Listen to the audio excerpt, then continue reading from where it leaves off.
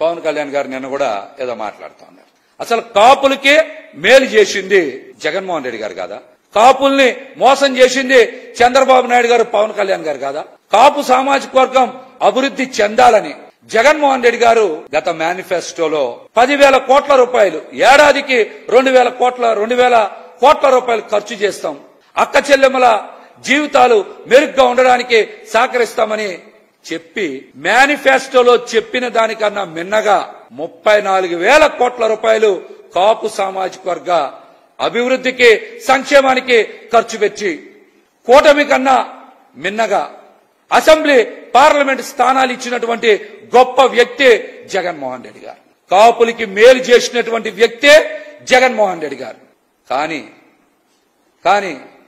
కాపుల్ని vote బ్యాంకుగా మార్చుకోవాలి, కాపుల్ని చంద్రబాబు నాయుడు గారికి ఏదో విధంగా పల్లకి మోసేలా తయారు చేయాలి, జనసేనని పసుపు సేనగా మార్చేయాలి అని నిరంతరం కుక్క కన్నా ఎక్కువ విశ్వాసం చూపిస్తున్నటువంటి వ్యక్తి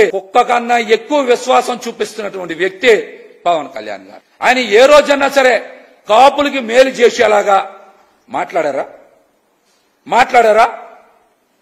చంద్రబాబు నాయుడు గారి ఇంటి ముందేదో కట్టిపడేస్తే మొయ్యడానికి ఎందుకంత శ్రమిస్తా ఉన్నారు? దీనికి గల మీ వ్యక్తిగత ప్రయోజనాలు ఏంటో ప్రజలందరికీ ఒకసారి చెప్పండి. పవన్ కళ్యాణ్ గారు పొద్దున్న లేచిన దగ్గర నుంచి ఎన్నికల ప్రచారంలో తెలుగుదేశం పార్టీ అధ్యక్షులు చంద్రబాబు నాయుడు గారి గురించి భజన చేయడం, బాకా ఓదడం, ఇదే పని అయిపోయింది.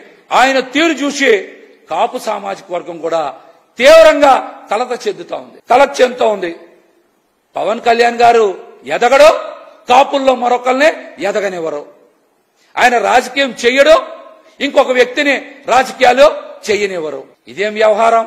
మీ తీరు పట్ల కాపు సామాజిక వర్గం తీవ్రంగా నష్టపోతా ఉంది. కాపు సామాజిక వర్గ ఆత్మ గౌరవం దెబ్బతింటా ఉంది. ఏ రోజైనా సరే మీరు కాపు రిజర్వేషన్ల గురించి చంద్రబాబు నాయుడు గారితో ఒక్క మాట మాట్లాడారా? కాపు యువత తాము సంపాదించిన డబ్బుల్లో తిని తినకుండా జనసేనకి విరాళాలు ఇస్తుంటే ఆ కాపు యువత కోసమో, ఆ కాపు సామాజిక వర్గం కోసమో ఒక్కసారైనా నోరెత్తారా పవన్ కళ్యాణ్ గారు? మీరు ముద్రగడ పద్మనాభం గారిని అవమానించినా, వారి పట్ల దారుణంగా ప్రవర్తించినా ఇవన్నీ పవన్ కళ్యాణ్ గారికి కనిపించలేదా? ముద్రగడ పద్మనాభం గారో, హరిరామ జోగయ్య గారో మీకు చాలా లేఖలు రాస్తే ఒక్కసారి కూడా మీరు ఎందుకు స్పందించలా?